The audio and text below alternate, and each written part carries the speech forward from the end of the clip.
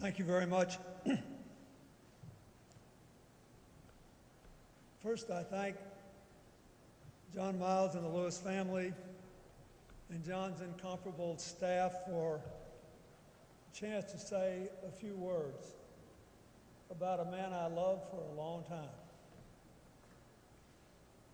I am grateful, Pastor Warnock, to say it in Ebenezer, a holy place sanctified by both the faith and the works of those who have worshiped here. I thank my friend, Reverend Bernice King, who stood by my side and gave a fascinating sermon in one of the most challenging periods of my life. I thank President and Mrs. Bush, President Obama, Speaker Pelosi, thank you, and Representative Hoyer and Representative Clyburn, who I really thank for, with the stroke of a hand, ending an intra-family fight within our party, proving that peace is needed by everyone. Madam Mayor, thank you. You have faced more than a fair share of challenges in these last few months, and you have faced them with candor and dignity and honor, and I thank you for your leadership.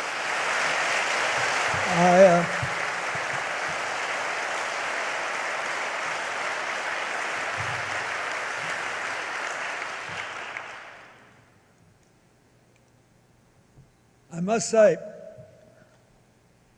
for a fellow that got his start speaking to chickens, John's gotten a pretty finely organized and orchestrated and deeply deserved send-off this last week. His homegoing has been something to behold. I think it's important that all of us who loved him remember that he was, after all, a human being. A man like all other humans, born with strengths that he made the most of when many don't. Born with weaknesses that he worked hard to beat down when many can't. But still a person. It made him more interesting, and it made him, in my mind, even greater. 20 years ago, we celebrated the 35th anniversary of the Selma March, and we walked together along with Coretta and many others from the movement who are no longer with us. We're grateful for Andy Young and Reverend Jackson and Diane Nash and many others who survive. But on that day, I got him to replay for me a story he told me when we first met back in the 1970s. And I said, you know, I was just an aspiring whatever Southern politician and hadn't been elected governor, and he was already a legend. So I said, John, what's the closest you ever actually came to getting killed doing this? And he said, well, once we were at a demonstration and I got knocked down on the ground and people were getting beat up pretty bad, and all of a sudden I looked up and there was a man holding a long, heavy piece of pipe, and he lifted it and was clearly going to bring it right down into my skull. And at the very last second, I turned my neck away, and then the crowd pushed him a little bit. And a couple of seconds later, I couldn't believe I was still alive. I think it's important to remember that. First, because he was a quick thinker. And secondly, because he was here on a mission that was bigger than personal ambition. Things like that sometimes just happen, but usually they don't. I think three things happened to John Lewis long before we met and became friends that made him who he was. First, the famous story of John at 4 with his cousins and siblings holding his aunt's hand, more than a dozen of them, running around in a little old wooden house as the wind threatened to blow the house off its moorings, going to the place where the house was rising and all those tiny bodies trying to weigh it down. I think he learned something about the power of working together, something that was more powerful than any instruction. Second, nearly 20 years later, when he was 23, the youngest speaker and the last speaker at the March on Washington, when he gave a great speech urging people to take to the streets across the South to seize the chance to finally end racism.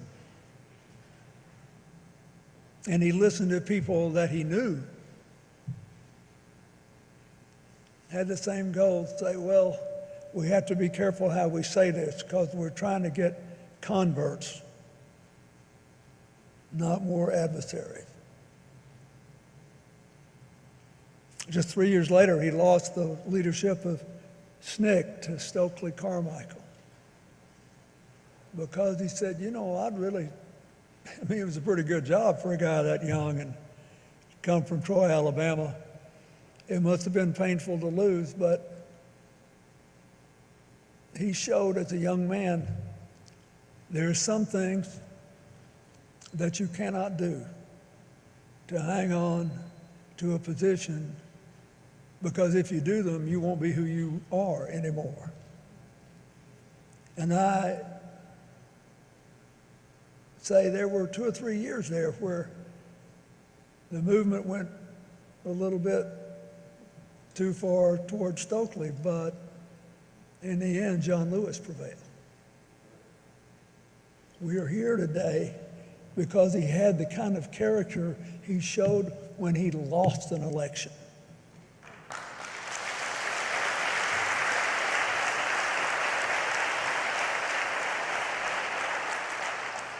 Then there was Bloody Sunday.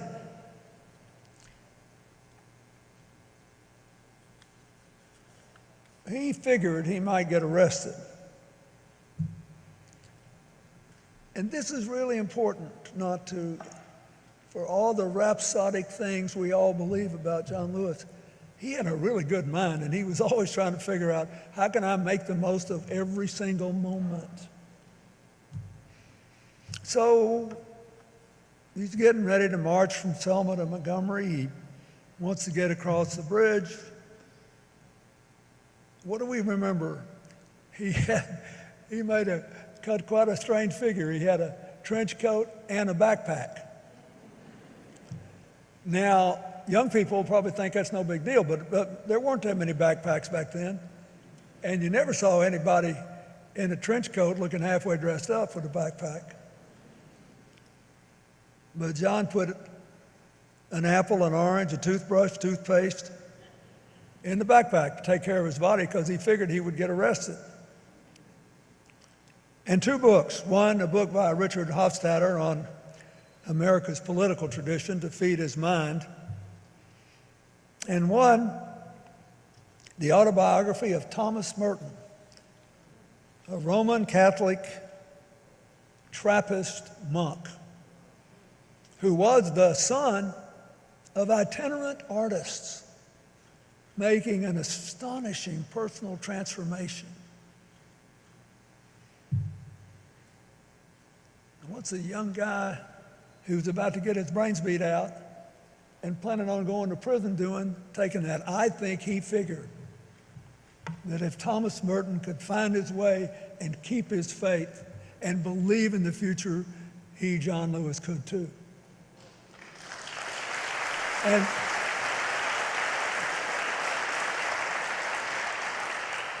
so we honor our friend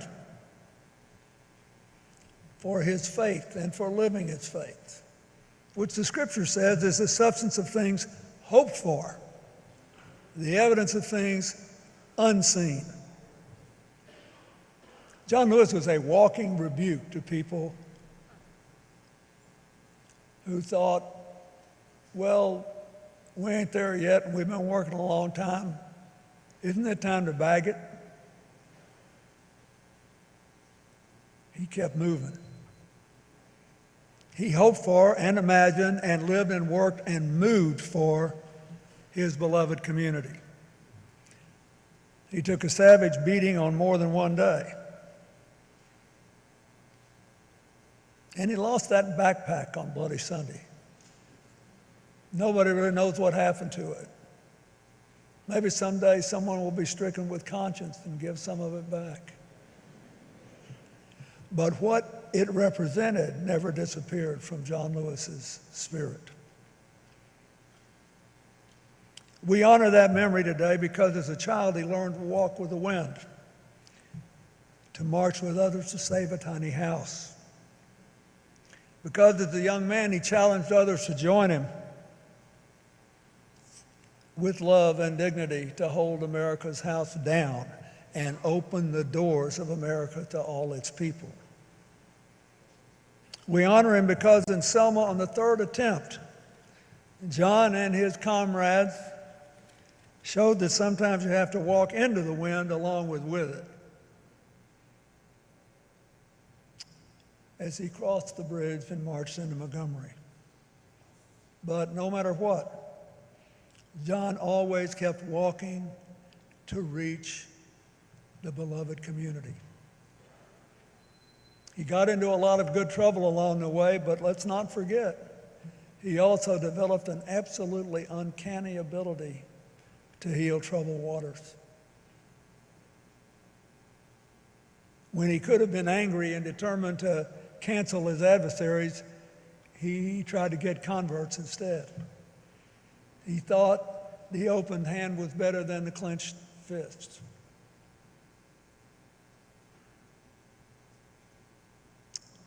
He lived by the faith and promise of St. Paul, let us not grow weary in doing good, for in due season we will reap if we do not lose heart.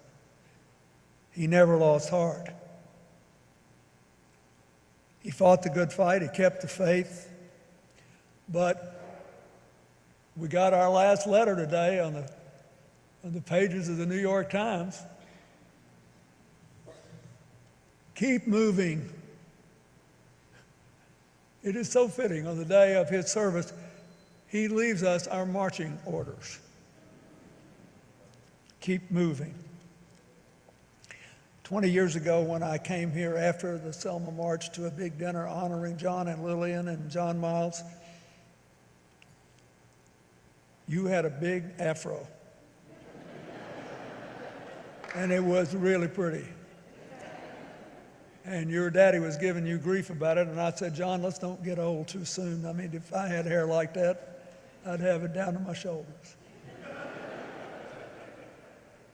But on that night, I was almost out of time, and people were to be present, and people were asking me, well, if you could do one more thing, what it would be, or what do you wish you had done that you didn't, and all that kind of stuff. And someone asked me that night, because I had many friends in Atlanta, and I said, if I could just do one thing, if God came to me tonight and said, okay, your time's up, you got to go home, and I'm not a genie, I'm not giving you 3 wishes. One thing, what would it be?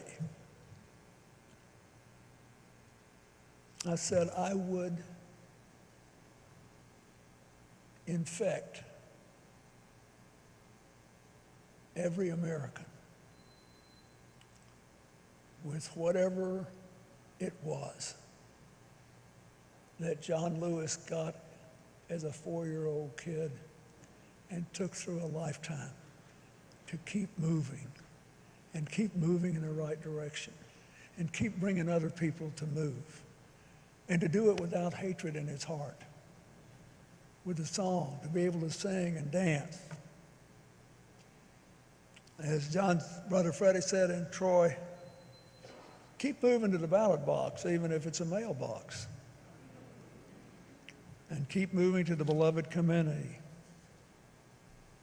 John Lewis was many things, but he was a man, a friend in sunshine and storm, a friend who would walk the stony roads that he asked you to walk, that would brave the chastening rods he asked you to be whipped by, always keeping his eyes on the prize, always believing none of us will be free until all of us are equal. I just loved him. I always will. And I'm so grateful that he stayed true to form. He's gone up yonder and left us with marching orders. I suggest, since he's close enough to God to keep his eye on the sparrow and us, we salute, suit up, and march on.